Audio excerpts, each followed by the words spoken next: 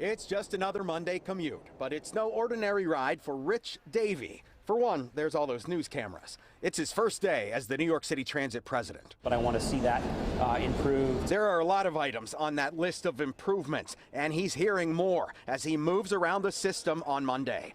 Safety is definitely a concern at this station.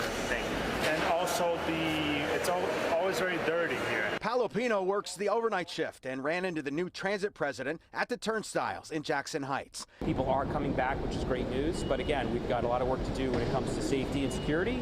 And the things that we can control, reliability, customer service, and cleanliness are going to be some of our top priorities. Last Wednesday was the second highest ridership day since COVID, almost 5 million subway and bus swipes. Weekend ridership is nearly 75% of what it was. My 20-minute ride turned into 2.5 hours, so better information.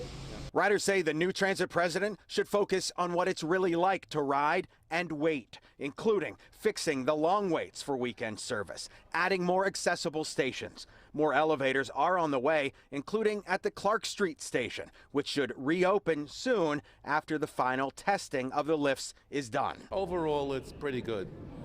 The problem is there's no police. That's the problem. And they only do it when there's a problem. I believe they're supposed to put more security on the platforms. Davey will have to take care of the budget, which is headed towards a giant billion-dollar deficit.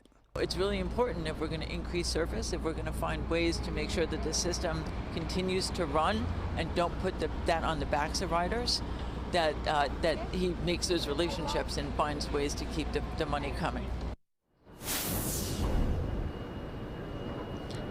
As for safety, the transit president says he'll be working with the city to make sure that police are where they need to be, where there are reports and incidents and concerns. He also shouted out transit workers and said he's looking at increasing the visibility of MTA personnel. And as for service, the new training crews, more of them should be coming on at the end of this month, which will help take care of some of those long waits, overnight, nighttime, weekends, maybe when I go head to the train now.